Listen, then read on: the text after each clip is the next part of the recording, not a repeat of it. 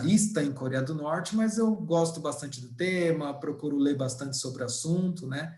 E o fato de ter visitado lá me deu uma experiência muito diferenciada, porque é um dos países, é considerado o país mais fechado do mundo, tem muitas regras para se ir para lá, tem muitos riscos também, e existe também uma nuvem, digamos assim, quando a gente fala de Coreia do Norte, que a gente tem uma mistura de entusiastas, pessoas que são apaixonadas pela Coreia do Norte, né, e que defendem de unhas e dentes o regime, o país, e também tem aquelas pessoas que são divulgadoras de todo tipo de bobagem, coisas que não existem lá, né? Então tem muitas coisas que são exageradas, tal, e que são muito caricatas, né? E que também não é exatamente assim. Então, às vezes as pessoas ficam pendendo muito para o lado caricato ou muito para o lado da defesa, né? E a verdade mesmo ela está no meio disso, né? E é legal poder participar com vocês e poder trazer um pouco dessa experiência, do que eu conheci lá e do que eu tenho lido e estudado sobre o assunto, justamente para desmistificar esses mitos de um lado ou do outro, né? Então, fico aí à disposição se alguém tiver alguma dúvida, tal, e só fazer uma introdução muito rapidinha, que assim, o que me motivou a ir para lá foi justamente a questão da Guerra Fria, que é um período que eu tenho muito interesse, gosto bastante de conhecer, de saber. E lá, quando a gente analisa a Península Coreana, a gente vê, no meu entendimento, um principal laboratório ali do que foi a Guerra Fria, porque a gente tem o mesmo país, com a mesma cultura, o mesmo povo, na mesma região geográfica, no mesmo período, e que foi dividido ao meio. Um lado viveu uma experiência capitalista, o outro viveu uma experiência socialista. O lado socialista, por muito tempo, foi muito melhor. Então, a Coreia do Norte, por muito tempo, foi muito melhor do que a Coreia do Sul, mas ele acabou ficando estagnado e sofrendo muito, sendo muito dependente economicamente da União Soviética, posteriormente da China. E o Sul, ele acabou se despontando como um dos tigres asiáticos e se desenvolveu, e hoje tem suas dificuldades, tem grande desigualdade, mas quando a gente analisa os principais indicadores de saúde, de educação, principalmente de IDH, ele está muito, muito, muito superior à Coreia do Norte. Isso, naturalmente, não é uma defesa de um regime, de uma ideologia ou de outra, mas para quem tem curiosidade e queria vivenciar a experiência de pisar no último país comunista realmente do mundo, foi muito curioso, foi muito interessante e foi o que me motivou ir para lá, né? Então, só fazer essa pequena introdução e fico aí à disposição de dúvidas, comentários, e pode perguntar sobre qualquer coisa aí, que aquilo que eu souber eu respondo e aquilo que eu não souber fica para uma próxima. Muito obrigada mesmo. Esse tema, ele entra na nossa aula porque o nosso currículo, nós estamos estudando regimes totalitários, e querendo ou não, a gente vai falando das gamas que tem de ideologias de partidos, socialismo, comunismo, e a Coreia do Norte, ele te dá aos alunos essa curiosidade por ser o mais fechado. Então, tudo aquilo que é muito fechado, realmente suscita curiosidade. Foi aí que nas minhas pesquisas eu encontrei você, né, e foi muito bom.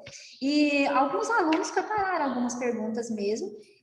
Tem alunos que fugiram um pouco da Coreia do Norte por curiosidade pelos outros lugares que você passou, tá?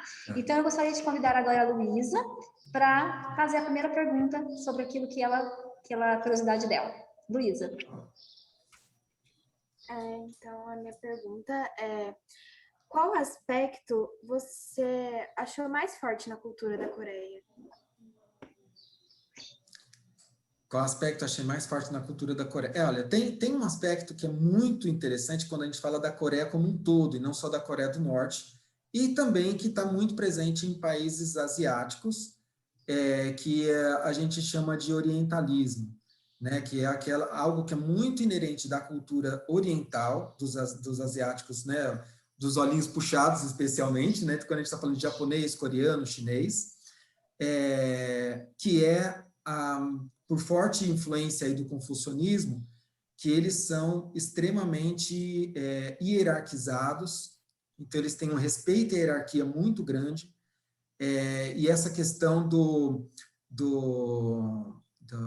da submissão, né? Então, eles respeitam a hierarquia e são muito submissos.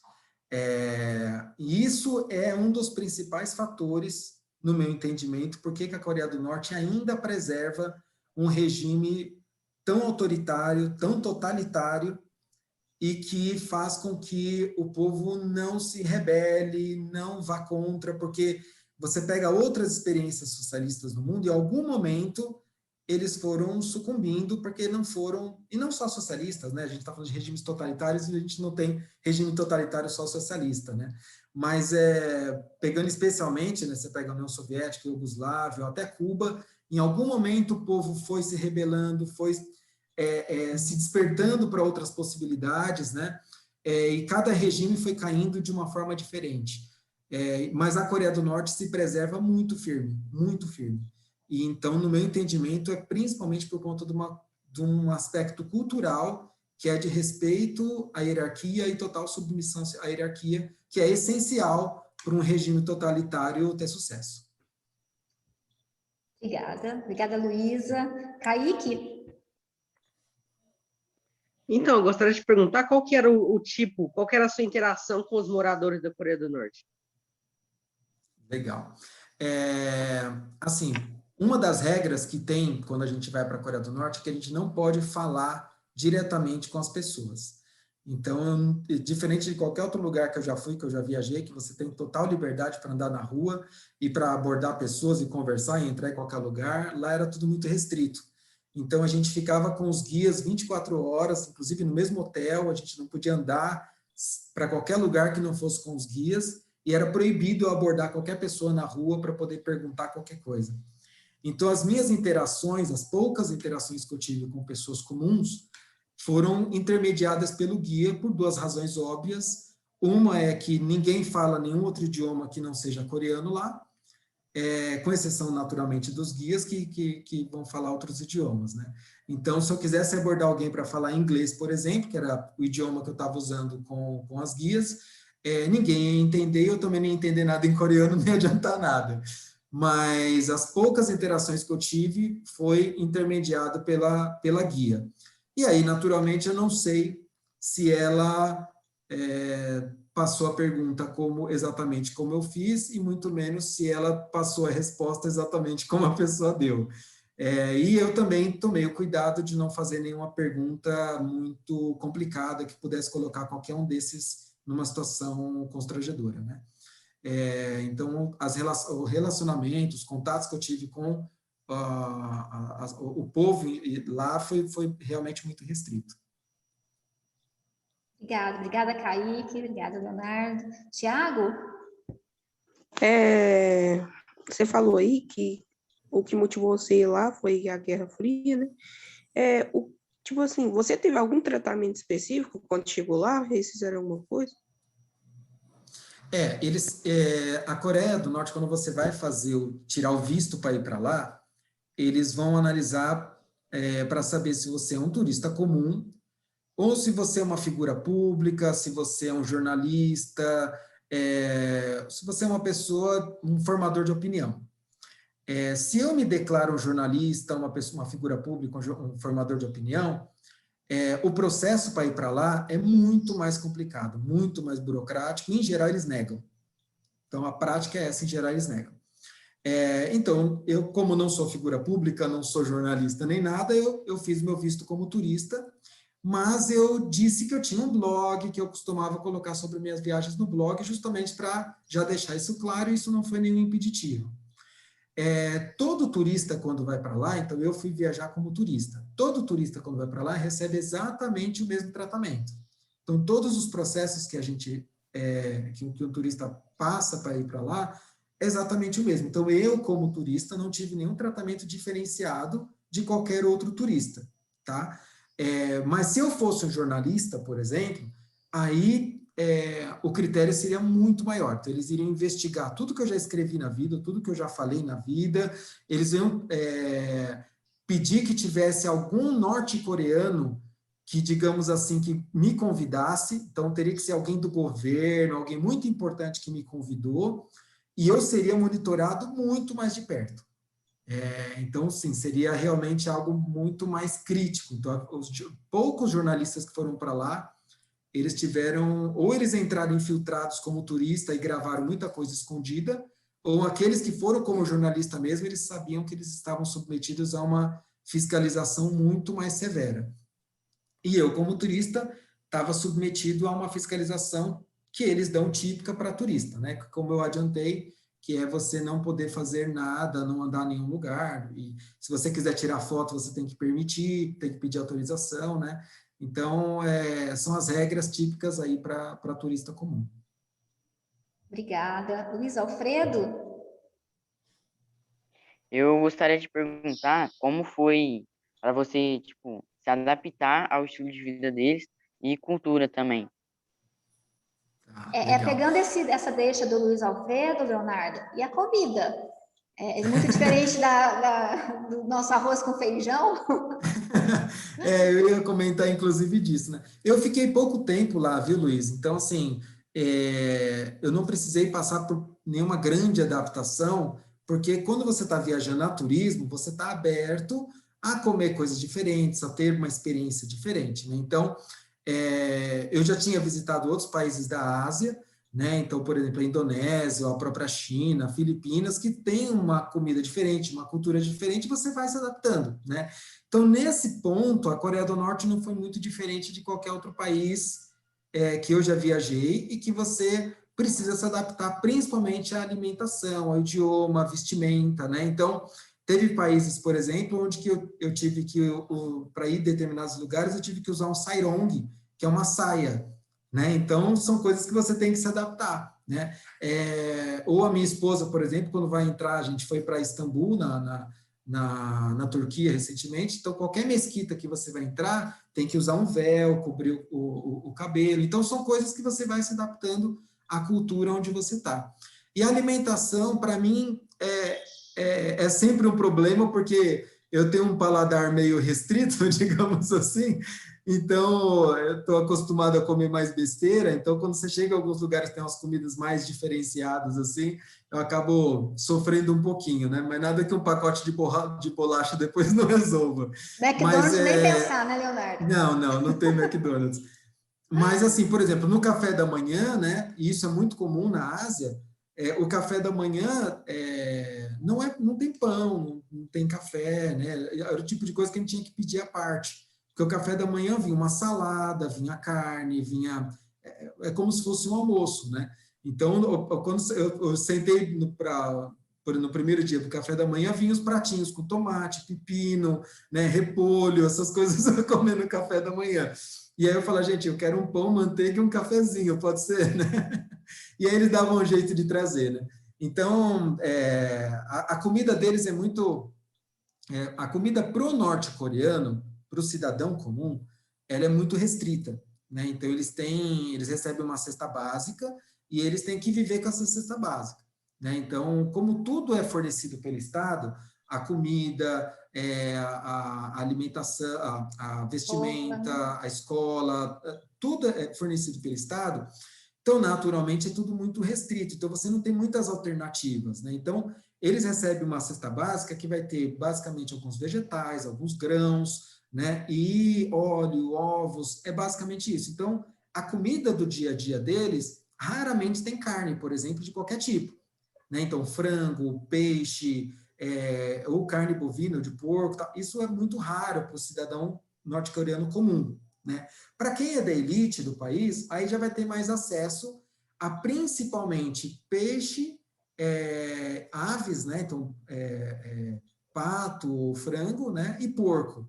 Carne vermelha é muito raro mesmo. Lá eu não lembro de ter comido carne de boi, né? Então, as comidas, né? Depois vocês entrarem no meu blog, ou verem, vocês vão ver que eu tenho vários vídeos e fotos. Eles faziam uma mesa muito farta, com muitas opções. Então, fome eu não passei, né? E dava para escolher, né? Então, dava para escolher no sentido de que tinha tantas opções que se eu escolhesse alguma delas ali, eu já estava saciado. Então, às vezes tinha alguma coisa com ovo cru ali, por exemplo, tal, que eu não curtia muito, né? Ou alguns tipos que nem tem um prato típico deles, que chama kimchi, que é um repolho apimentado. E eu quis experimentar porque é um prato típico deles, né? Mas é muito apimentado, eu comi uma vez só. Então, assim, essa parte da alimentação que é um pouquinho difícil aí para se eu fosse morar lá, ou se eu fosse passar um mês lá, por exemplo, isso com certeza ia ser um problema. Mas como eu fiquei uma semaninha, é o tipo de coisa que o turista tá acostumado e sabe que vai passar por esse tipo de coisa mesmo, né? Leonardo, em algumas matérias que eu já vi, mostra que a diferença muito grande da capital, que a capital, né, essa perfeição de limpeza, disso, daquilo, que é como se fosse um cartão postal para ver, e com o interior, né? A realidade desse comunismo está na miséria do interior. Deu para você perceber realmente essa grande diferença? Que existe essa diferença financeira grave entre o interior com a capital? Quando eu fui fechar o pacote para ir para lá, eles perguntaram para mim se eu queria ir de avião ou de trem. E aí eu optei por ir de trem, justamente porque eu já sabia que quando eu estivesse lá, eu seria levado só nos lugares bonitos, bem apresentáveis, né? Porque, como qualquer turista, né? Não sei quem aqui já teve a oportunidade de receber algum turista, você vai querer levar para mostrar só o que tem de melhor, né? Então isso já é uma coisa típica de quem está recebendo um turista. Mas eles também têm, além disso, o lado de querer vender o regime, vender a ideia de prosperidade, de que é um país que deu certo, né? Então, e lembre-se que todos os guias turísticos são funcionários do governo. E, em geral, eles são filhos de pessoas muito importantes do governo, porque é uma profissão da elite. Então, eles têm o privilégio de viver na melhor parte do país. E eles não querem abrir mão desse privilégio, né? Então, eles naturalmente vão fazer aquilo que o governo manda fazer, que é vender o regime, né? Então, eu quis ir de trem justamente porque eu sabia que eu ia ter pelo menos 6 horas de trem no interior do país para poder ter uma ideia de como que é a vida no interior fora da área turística. Lembrando que as áreas mais pobres, as áreas onde realmente as pessoas passam mais necessidade, elas não estão nem nesse trajeto do trem, elas estão em lugares mais inóspitos do país, e que aí eu não tive naturalmente condições de conhecer, né? Mas existe uma disparidade muito grande, por exemplo, de Pyongyang, que é a capital, e de Kaesong, que é uma outra cidade que eu visitei com os guias, né? Então lá eu fui em 3 cidades diferentes. E uma delas, que é Kaesong, que é uma cidade grande, uma cidade industrial, que faz divisa com a Coreia do Sul. Então, de Pyongyang para Kaesong, você já vê uma diferença muito grande, né, das casas. Então, assim, é muito comum, por exemplo, nas ruas, você vê carros de boi, né? Então, serão aquelas carroças de boi. Por quê? Porque eles não têm caminhões, tratores, até tem, mas assim, não na escala que a gente está acostumado a ver por aqui, né? Então, na cidade de vocês, eu não sei, não conheço, né? Então, assim, eu não sei qual parte que é mais rural ou mais urbana, mas eu imagino que tem pelo menos um misto disso, né? Então, vocês estão acostumados a saber que alguém que tem uma fazenda tem lá uma caminhonete, tem um caminhãozinho, um tratorzinho, e que ele usa na fazenda dele para poder, né, fazer as entregas e colher e tal. E lá eles usam muito carro de boi, então, porque as pessoas não têm esse acesso. Então, você vê nas ruas, aquelas cidades com ruas, mesmo as cidades do interior, com ruas até que relativamente largas, mas você não vê carro, não tem carro. É basicamente carro de boi e as pessoas andando de bicicleta, porque carro é uma coisa da elite, né? Quem pode ter carro lá, o carro é fornecido pelo Estado, e o Estado só vai dar esse carro para quem, segundo eles, precisa para a sua profissão, mas ficou muito evidente que é um privilégio, né? Então, você via carros, por exemplo, uma BMW, uma Mercedes, né? Num país onde outras pessoas não podem ter carro, né? E quando eu falo não pode ter, não é só uma questão financeira, tipo, a pessoa não pode ter porque ela não tem dinheiro, não, ela não pode ter porque ela é proibida. Mesmo que você conseguisse levantar dinheiro de alguma maneira para comprar, você não pode, né? Porque quem pode ter carro é quem o Estado permite. Você tem que ter uma permissão do Estado para poder comprar um carro, né? Então, quando você anda no interior do país, então eu fiquei na ida por 6 horas dentro do trem, ali, grudado na janela. Na ida eu não filmei, não tirei nenhuma foto, porque não podia, né? É proibido. Mas na volta eu já fui mais ousado. Aí eu fiquei com a câmera ali filmando, tirando um monte de fotos. Eu sabia que quando chegasse a checagem, que eles vão vistoriar tudo, pegar celular, pegar câmera para ver tudo que eu tirei de foto. Eu sabia que ia ter esse momento. Então, um pouquinho antes de chegar nessa checagem, eu joguei tudo para um pendrive, escondi o pendrive, apaguei da câmera ali e trouxe essas imagens ali do interior ali do país, né? Não tem nada realmente muito crítico, nada que você só vê uma área rural muito simples, muito organizada, né? Então, umas casinhas bem simples, né? Eu não sei como, aqui em São Paulo, a gente chama as casas populares que o governo cria de Coab, Sim. né? Que são, então, eu não sei como que funciona, mas são aquelas que você vê as casinhas todas iguaizinhos, aqueles prédiozinhos baixos, né? De 5 andares, assim, todos iguaizinhos, e que o governo fez e vendeu por valores bem baixos ou subsidiados, tal. E lá eles também constroem, mas eles não vendem, eles dão isso daí para a população. Eu sou um pouco crítico quando falo essa parte de dar, né? Embora tecnicamente a pessoa não tirou o dinheiro do bolso para pagar, mas pensa que todo o fruto do trabalho dela foi para o Estado.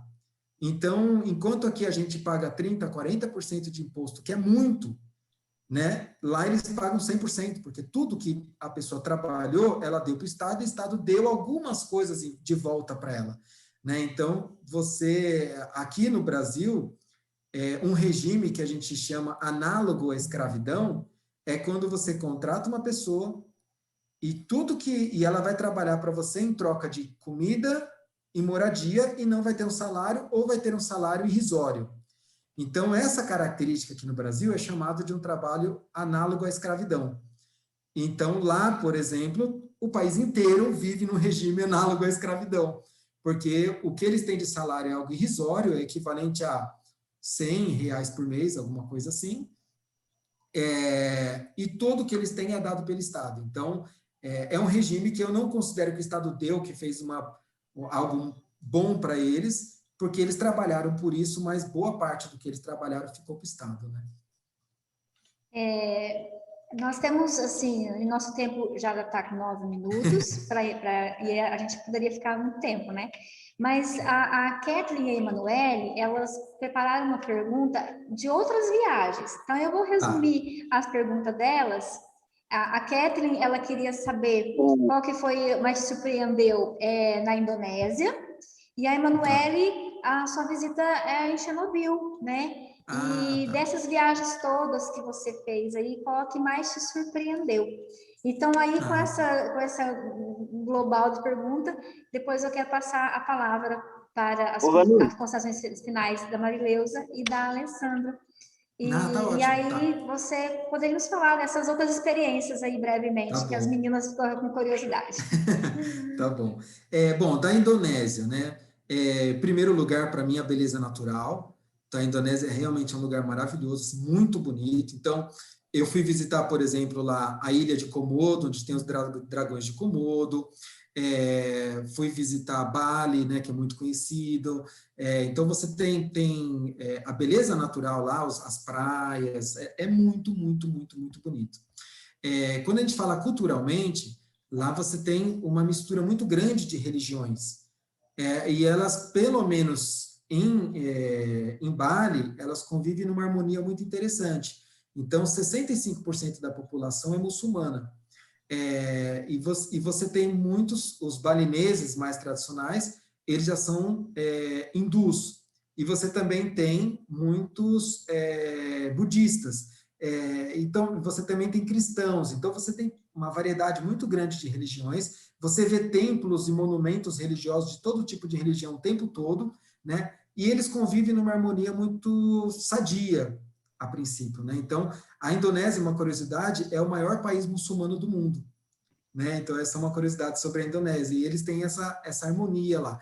Eu fui visitar na ilha de Java um vulcão, né? Eu gosto muito de vulcões, e eu fui entrar na cratera, um vulcão ativo, e que saía um fogo azul das rochas, assim, que dava umas labaredas de até 10 metros de altura, e era muito bonito. Então, na Indonésia, para mim, assim, beleza natural e essa questão cultural foi o que mais me marcou, né? Já falando de Chernobyl, eu fui para Kiev, que é a capital da Ucrânia, e lá eu fui visitar alguns bunkers soviéticos, foi muito interessante, né, que estão preservados como eles eram durante o regime comunista.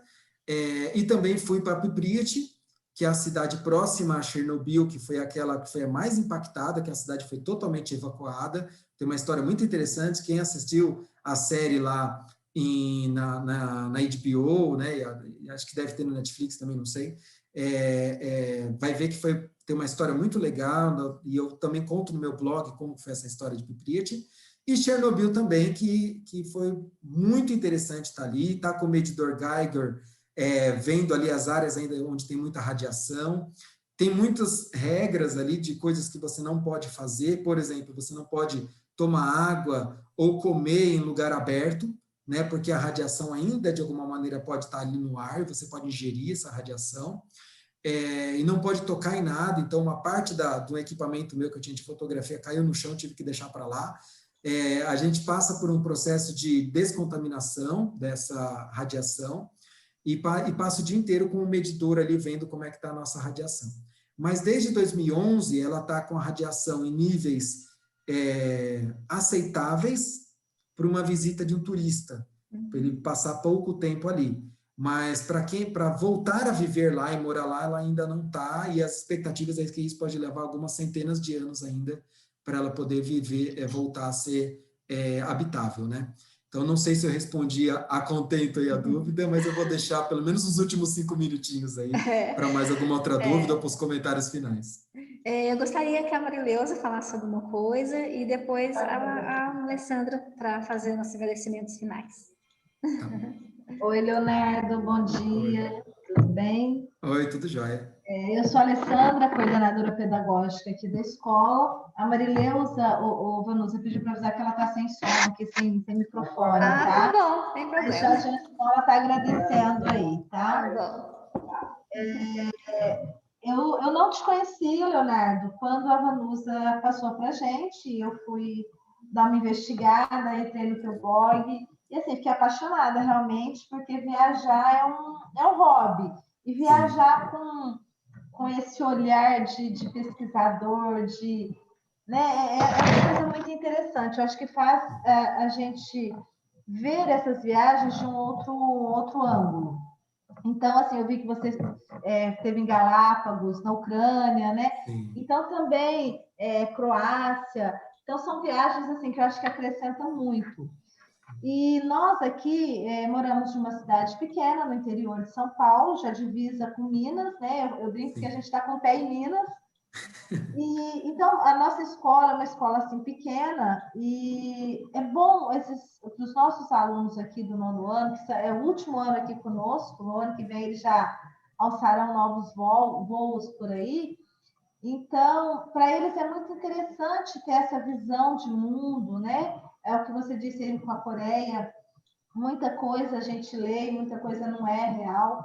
Então, assim, foi para nós, enquanto educadores, foi muito boa essa presença sua com eles poderem conversar realmente com quem... Porque você visitar o blog é uma coisa, né? Você está falando ao vivo aí é outra.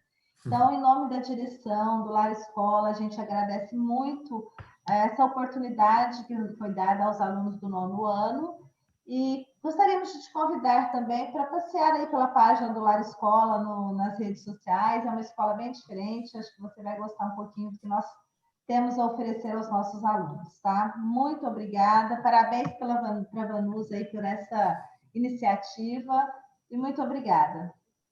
Eu que agradeço a oportunidade, é muito gratificante poder compartilhar, né? Assim, a gente sabe que eu vim não sei se vocês conhecem aqui em São Paulo, mas tem um bairro chamado Capão Redondo, e é um bairro muito, muito simples, muito, muito humilde lá.